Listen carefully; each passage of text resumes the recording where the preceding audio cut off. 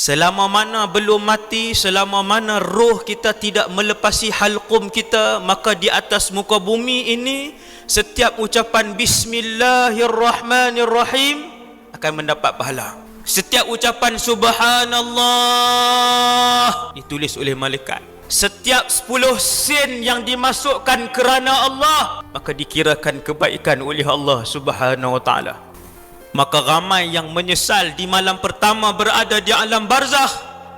Ramai yang memohon kepada Allah mengulang-ulang, Rabbirji'un, boleh tak ya Allah kembalikan kami sebentar sahaja di atas muka bumimu. Untuk apa wahai yang meminta pada hari pertama di barzakh? La'alli a'malu salihan fima tarakt. Dia kata, ya Allah, bagi aku hidup saja aku nak buat amalan saleh yang tidak sempat aku lakukan.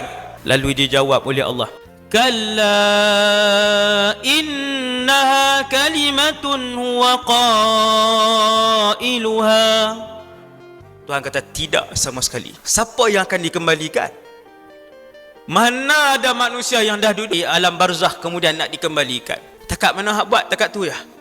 Wa min waraihim barzakhun ila yaumi yub'atsun. Allah Ta'ala kata, ni kita dah duduk alam barzakh.